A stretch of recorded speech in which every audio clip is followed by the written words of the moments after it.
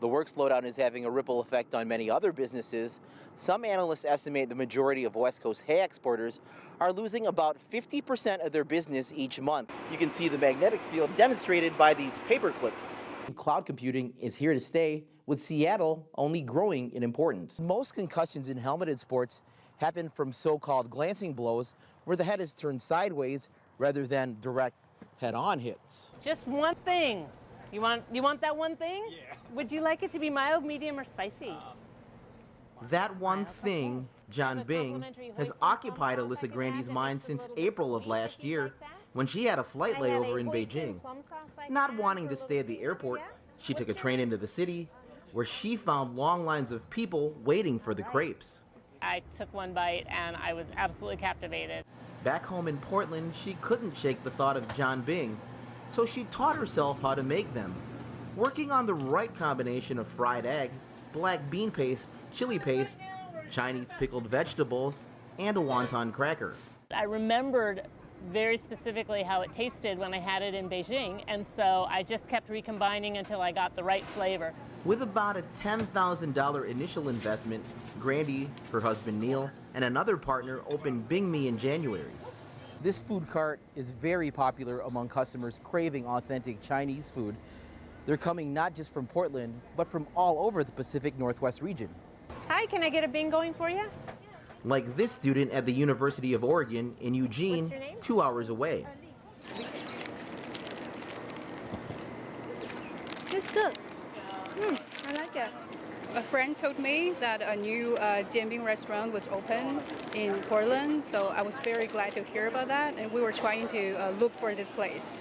The owners believe it's only a matter of time before more non-Chinese customers catch on. When we have tourists that come to visit town, they know of Portland's food background, and therefore they're willing to try things that maybe they've never seen before. A willingness to try that led Alyssa Grandy into a second career after years in the corporate world.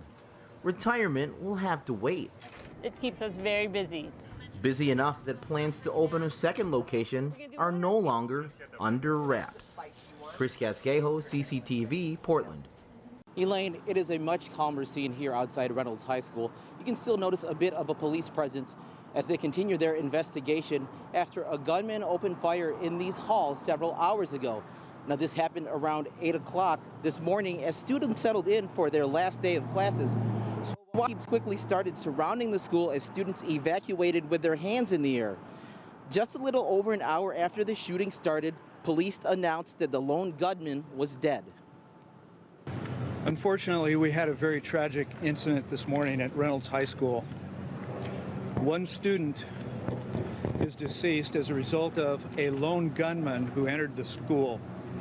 The lone gunman was also deceased at the scene. We are in the process of notifying the next of kin for both. I can tell you that the weapon that was used is a rifle. This society has not been willing to take some basic steps to keep guns out of the hands of people who can do just unbelievable damage. We're the only society, we're the only developed country on earth where this happens, and it happens now once a week. President Obama making his comments at the White House this afternoon. Again, to recap, one student dead, the gunman also dead, a teacher with minor gunshot wounds. Elaine? Oh, there's another eyeball. What's the eyeball, is it? There you go. Now find the other piece. Putting together the pieces of his early life hasn't been easy for Adam Krapser, who could be sent back to Korea. This stay-at-home dad does not know much about his biological mother, who gave him and his sister up for adoption in 1979. So she was part Korean and more than likely part American. He and his sister spent 5 years with a family in Michigan. There was a lot of, I guess you'd call it corporal punishment, but it was a lot of spankings and a lot of hitting. They gave him up, and after a year of bouncing around foster and group homes, the Krapser family from Oregon took him in, where he says the abuse worsened at the hands of his adoptive father. You see that I have a crooked nose, you know, he broke my nose at 14 years old because I couldn't find his car keys. The Crapsters kicked Adam out of their house when he was 16, but not before he learned about what he says was the ultimate act of neglect. His adoptive father never applied for U.S. citizenship for him. He told me on numerous occasions that it wasn't his responsibility. Adam served time in prison for crimes he committed in his teens, including breaking into his parents' home to retrieve the only things that came with him from Korea, a Bible and rubber shoes. His criminal past put him on the radar of immigration authorities when he finally applied for citizenship on his own. Adam will face immigration authorities here at a hearing in early April. Immigration reform advocates can't say how many adoptees from other countries are in the same situation as Adam, but they believe the number is in the thousands. They want U.S. lawmakers to amend the Child Citizenship Act of 2000 to grant citizenship to all international adoptees, including those who were already 18 when the law went into effect, like Adam. His attorney said, Adam's story is one of abandonment by his mother, by both his first and second adopted families, by the state of Oregon, and now by the federal government. Had formally renounced his Korean citizenship, therefore he is still a Korean national, not an American. Oh, man.